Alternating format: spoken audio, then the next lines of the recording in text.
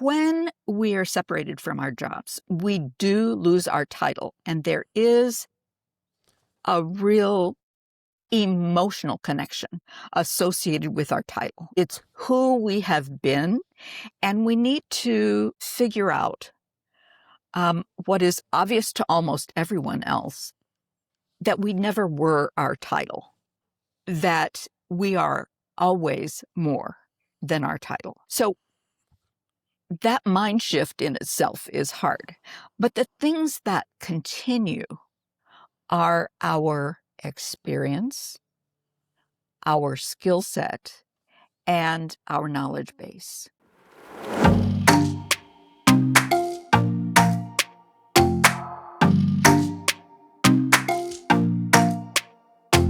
Hey everybody, Mike Banner here for our latest episode of 62 Who Knew. Got a great show for you. Let's get right into it. This is the first time that this guest has ever been with us, and I'm so excited about this because this is a different topic than we usually discuss. Today's not financial. Today's not annuities, long-term care insurance, life insurance. Oh my God, how are we preparing? This is about life. This is about I'm gonna let Carol say it even better than me, but please welcome, my guest is Carol Kaemmerer. 15 years ago, Carol experienced what she now calls an involuntary separation.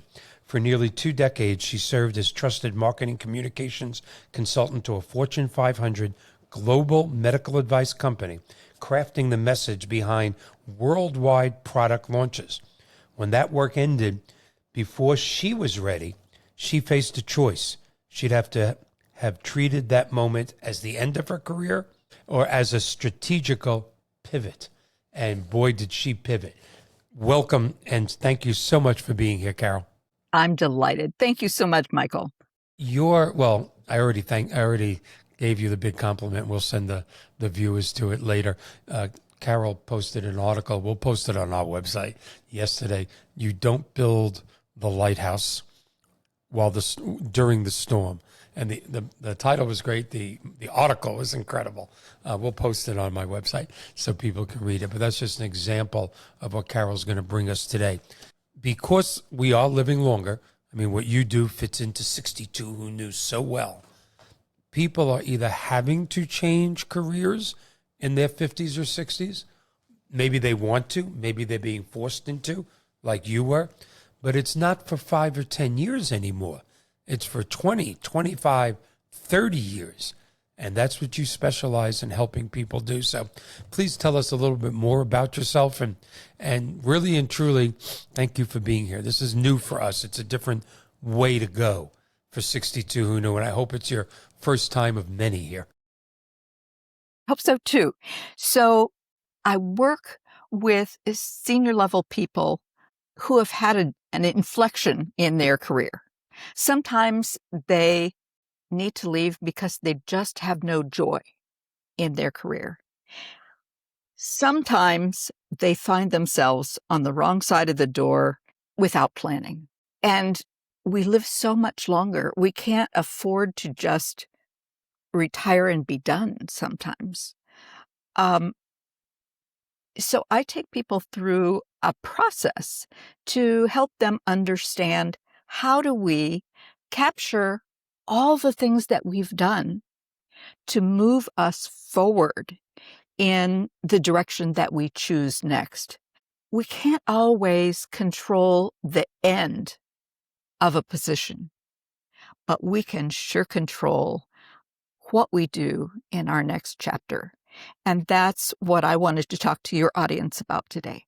That's so relevant to today's world, so timely and so relevant to what so many people are going through right now. And it's even across the board. It's not a man problem. It's not a woman problem. It's not a black or white problem. It's not a religious problem. This is a humankind problem, specifically here in America, where I might just say seniors may not be treated as well as they're supposed to be right now. They really are not. I don't think so anyway. I think we're not taking honor thy father and mother as serious as we used to. I think that there is an incredible amount of age discrimination in the Yes. workplace. But when we are clear about what we contribute and when we are able to show our relevance to the problems of today, we have a clear runway. And sometimes that runway is very, very different than what we were doing last. But there is a way to recast all of our skills, all of our experiences and knowledge in a way that can propel us toward whatever we want to do next. Such a great way to put it. So, in big picture, way of looking at things, the 10,000-foot view, what are you seeing happening right now with people, I'm not going to say in their 70s and 80s, in their 50s and 60s, that has never really happened before, in the history of America? What are you seeing in that age group now? Well, because we are just in general having a lot of involuntary separations, it's coming to people that are in their 50s and 60s as well. And what people usually think about in relation to that is, how are my finances and how can I go forward? Do I have enough money to retire, et cetera, et cetera. But really, we have usually so many productive years left. What people fail to spend a lot of time talking and thinking about is, how is it that we want to serve and add value in our next productive years? How can we recast what we already know and the skills that we most want to continue using in our next chapter, so that we are adding value? I think that the real issue is that people lose that sense of identity because we over-identify with our job title. What people very seldom ask is, if I'm not the chief operating officer of XYZ company, who am I? And the Mm-hmm. truth is, you are whoever you want to be with your experience and your skills and your knowledge that all are transportable. Um, we can do new things with our same skills, and that storytelling, that narrative, is something that we need to concentrate on. I think the two words that you said that stick out to me, adding value. When you go through your life and you add value, if you're a good person, to many people's lives, your husband, your wife, your children, your grandchildren, hopefully your employees or your fellow employees. But when you're at a job a long time, it is a job. Are you adding value? And I think a decision we can make in our second career, whether it was involuntary or not, is, why don't I pick a career that I enjoy, adds value not only to others, but how about adds value to my life, the last 10, 15, or 20-year segment, which is sometimes something you can't think of in your 40s and 50s when there's children and a family to support and bills to pay. You don't necessarily add value. You meet your responsibilities. This could be the perfect segment of life to have the best of both worlds. It's interesting how, when I work with a senior level executive on their narrative so that they can move forward, usually they think of the separation as the worst thing that could ever have happened to them. But when they land again, sometimes in a very, very different kind of role, Yes. they are going, what a blessing that was, because I Yes. never would have left. And the concept is that we are not necessarily ideally happy in whatever job we're doing. We just keep doing it because it goes on, and we have responsibilities and we're responsible people. But when you stop and realize what it is that you are uniquely called to do, how you want to use your skills going forward, sometimes it is an amazing blessing that the end hit us in the face so we could move in that direction. So lots of satisfaction along the way. Are you turning 65? Well, if so, the most important decision in your life right now is to determine which Medicare plan you need to be on for your unique changes in life. Are you still working? You on your employer's plan? How about being a snowbird? If so, you need to speak to a Medicare consultant who can help you with your needs. I'm Diane Daniels, and I'm the CEO of Medicare Nation. Go to www.62whoknew.com and click on the Medicare Nation tab. I will give you a free consultation to make sure we find the right plan for your unique needs. What's the biggest threat to your retirement savings? It's not the stock market.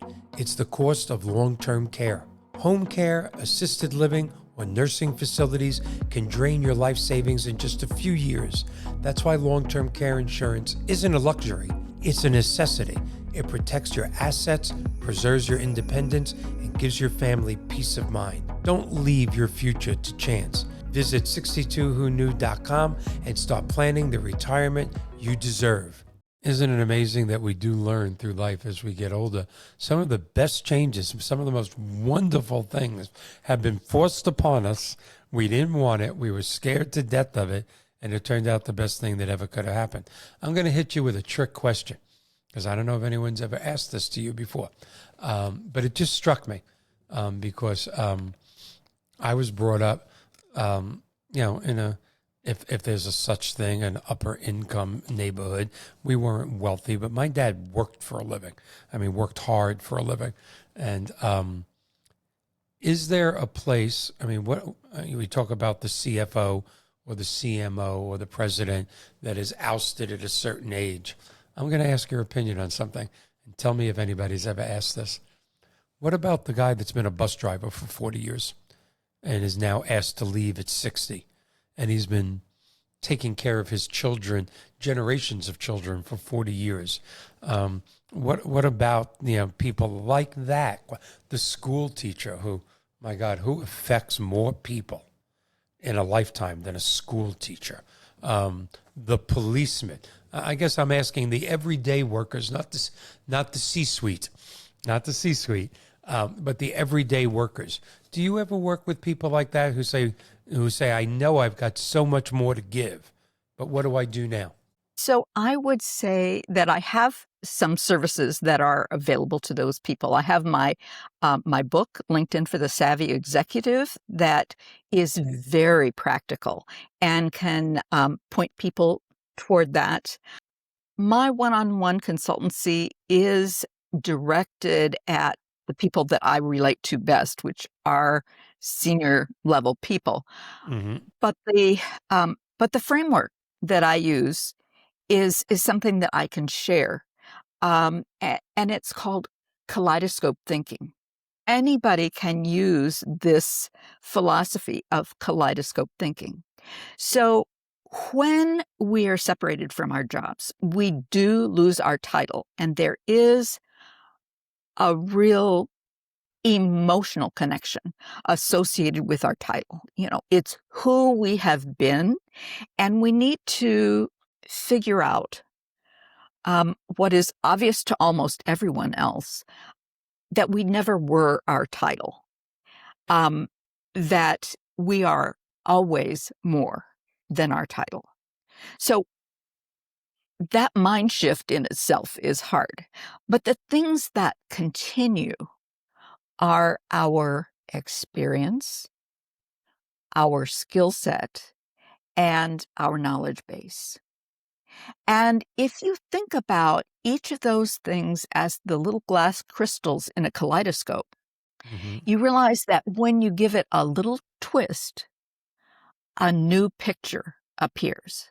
Everything is Now, different. everything is different, and yet everything is the same.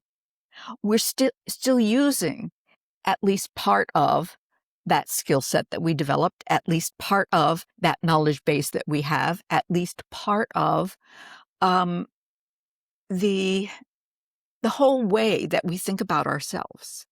And if we think more about what skills we really enjoyed using the most, those are the skills that we should make sure that we get to use again in a different way. So one of the things that I suggest to people is that they begin thinking about, number one, what are those things that give joy in our work? And then also, how do we want to be remembered? What are the 3 things that we want to be remembered for? Perhaps not across your whole career, but in your next chapter. When we're done with our chapter of work, how do we want people to remember what we did and what we accomplished and who we helped? So those are ways that anybody can begin that process of thinking and working toward a new chapter that gives energy and purpose and doesn't lead us with 30, 40 years of unwritten, unproductive time. People who are losing their jobs in their 60s really have some productive time left over, especially if they're healthy. And, what are you going to do with that? It doesn't mean that we have to move forward to make a lot more money. It can be that we take our skills and talents and use them for a cause that we believe in, and not be paid, as a volunteer. But what is it that you want to contribute so that each day is a day of purpose? I tell you, a few of the things that you said is just, is just amazing to me, because I think you have to be at that point in life, whether you are forced to or voluntarily, to ask the question. I think this is incredible. How do I want to be remembered? Because again, I don't care what level executive you are, you're not really worrying about how you're remembered in that 30-year career. You're remembering how to get your job done, keep your job, get your next promotion. Not necessarily the legacy you leave behind, but starting another career in your 50s or 60s. That's the exact time. You brought up a few great things to bring up. How do I want to be remembered? What's a cause I believe in? And what can I contribute? What 3 incredible questions to ask yourself, because you've just been forced to start somewhere else. You never would ask yourself those questions. It is an opportunity to reassess one's life and to shake it up. Shake it up. So, yeah, obviously I had to shake mine up about 15 years ago when my position ended because they decided to do all the marketing communications work for that company with a contractual arrangement with one single agency. I was done. I could have said, oh, well, I'm close enough to retirement. There I am, end of story.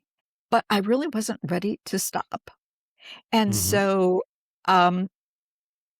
what I have created for myself is a practice where I get to use my core skills and my core gifts in a way that impacts people and allows them to move forward. And that's what I just love, is to be able to help people who are in a career inflection to recast their narrative, not to put out something that's inauthentic. It is authentic, but how can we get our narrative to move us in the direction that we'd like to go? Yep. I think in many cases, as you said, it's not inauthentic at all. It may be the most authentic, but been buried deep behind responsibilities and this other job that you suddenly don't have. and suddenly now you can bring that authenticity up to the top. I think that's, I mean, I know even personally, I think that's just an incredible way to look at it.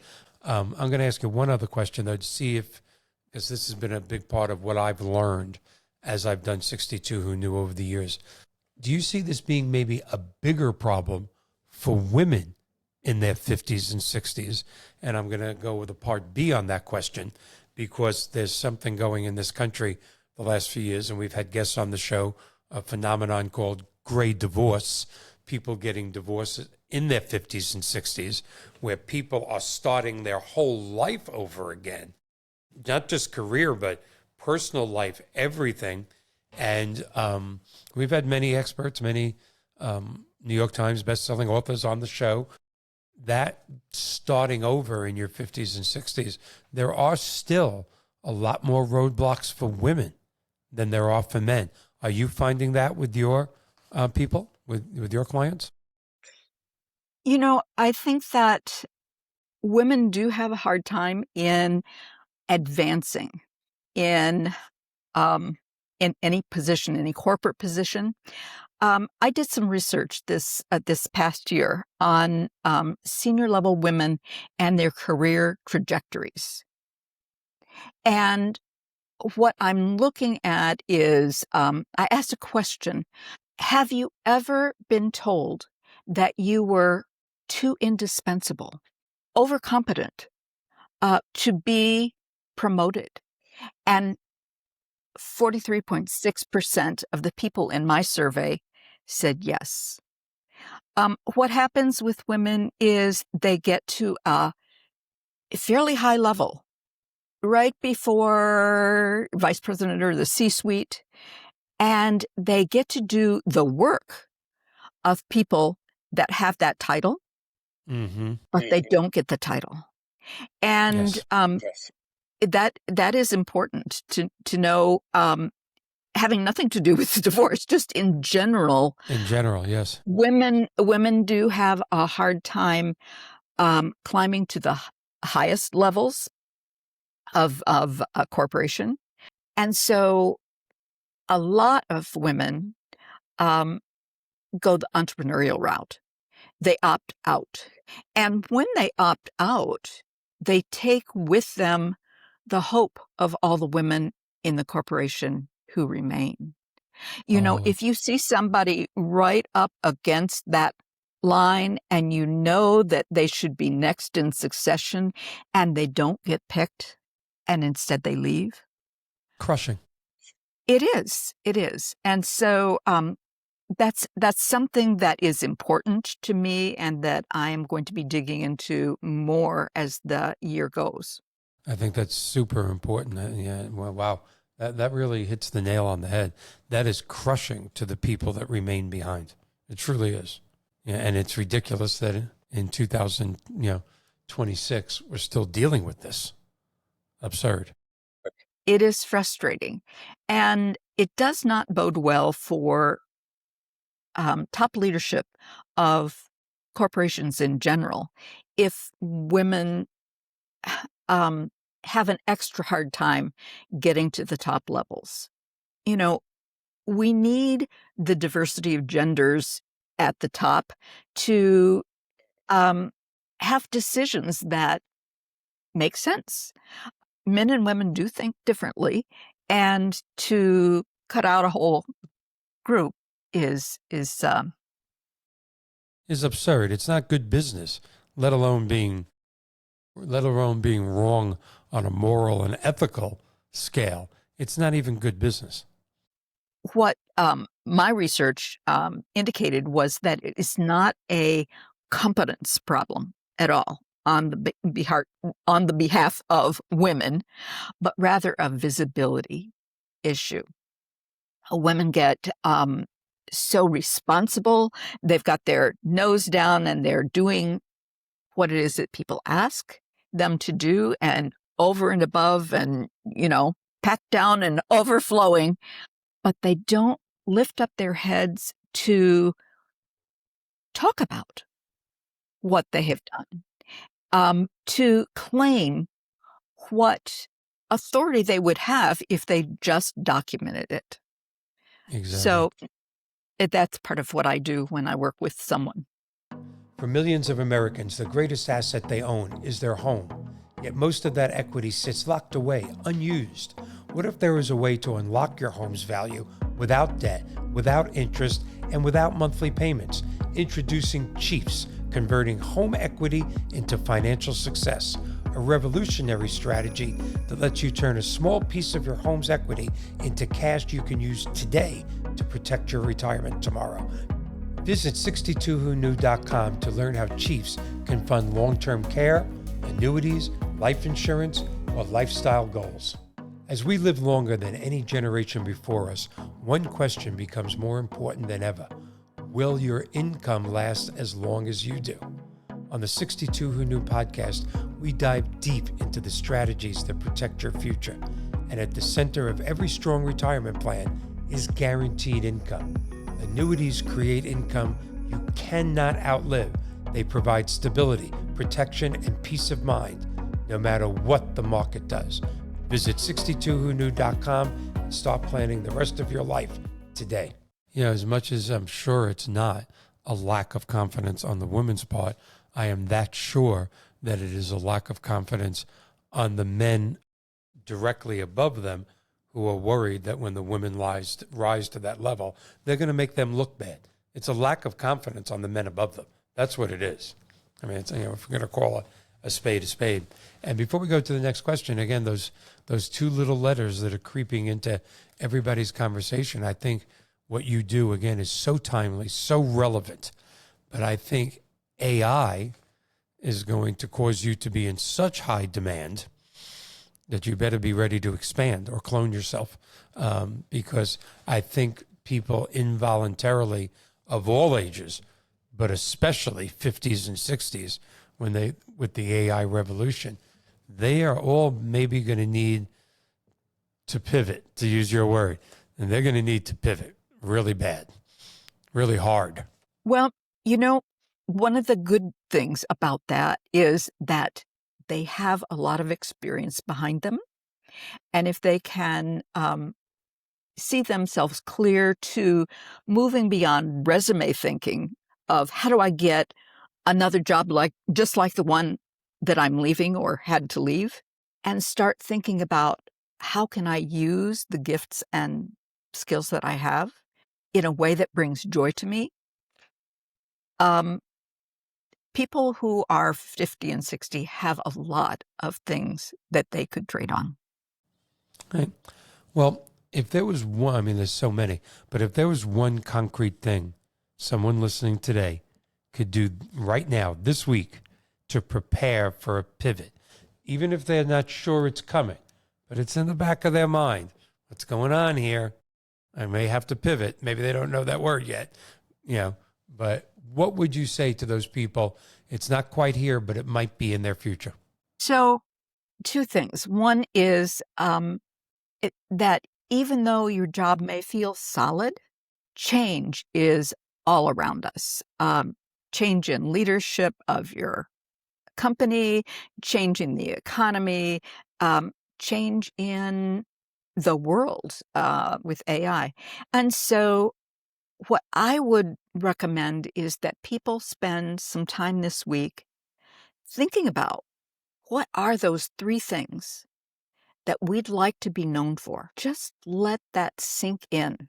Write it down.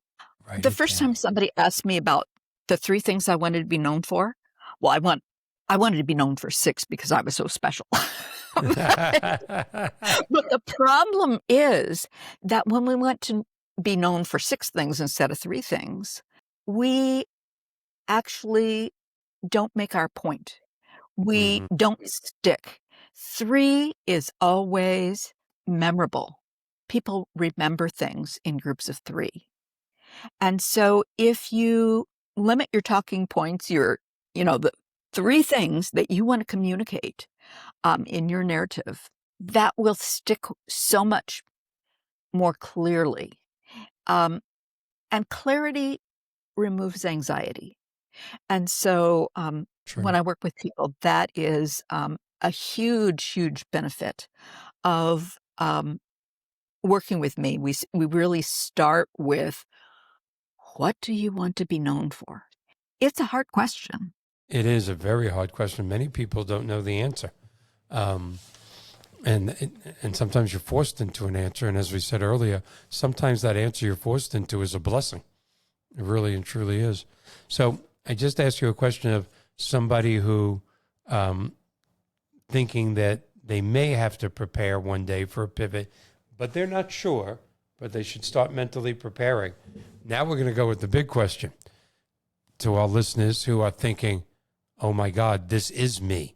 I do need to pivot. That conversation with the boss or that pink slip or that email is coming. It may not be today, but it's tomorrow, next week, or next month. What's their next step when they know it's inevitable, rather than folding up into a fetal position and going, oh my God, I'm 62. What do I do now? Don't do that. We know that's not the next step. But what is the next step when you see disaster coming around the corner? Okay.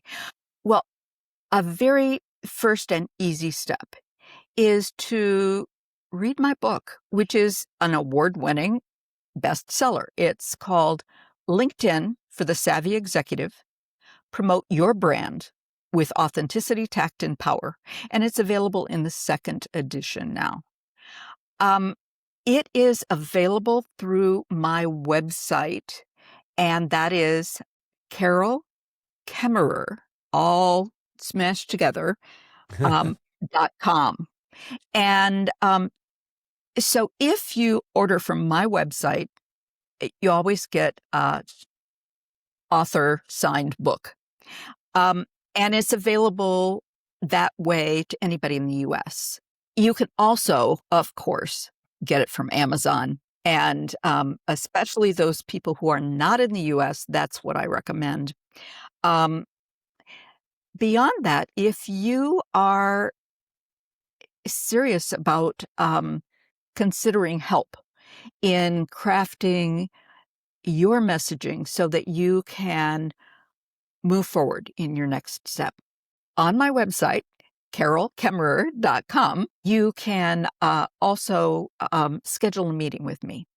And we'll have a conversation and determine how I could best help. I have lots of different ways to help. And it's something that I would really appreciate anybody who's interested. No, that would be the best way. Yeah, there's no doubt about it. I'm getting the book. There's no doubt about that.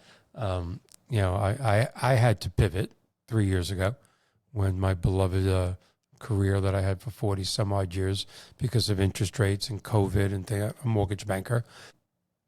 62, who knew, was a big pivot, but it's gone very well. And now tens of thousands of people watch us, and we're growing, and I get to meet people like you. Did I expect to pivot at 64 years old? I'll be 68 soon. Absolutely not. Did it turn out to be a blessing? Absolutely yes. So I'm a living example that you can be forced into something that you have to do. But I wasn't prepared. Where were you 3 years ago? Why didn't you send me your book 3 years ago? Where you been, Carol? I mean, really and truly. Well, I've been here all the time. But I am really glad to get to know you and to get to address your audience. Well, we thank you so much. And of course, we're going to get your website up so people can buy your book. And I am working, we just put up our website is about 4 months old, and it just keeps evolving. And it's doing better and better and drawing more and more people. And one of the sections I want to get up in the second quarter of this year is the 62 Who Knew library. Must reads for our audience. And there's no doubt your book is going to be on that library. So we look so forward to having you back the next time, because we're going to be discussing your book the next time. Yes, absolutely. I won't give away any secrets because I want them to buy your book. Fabulous. Thank you for doing this so much. I appreciate it. And we look forward to the next time you're on. Excellent. It'll be you. fun. Bye-bye, guys. See everybody next week. We got a great show coming.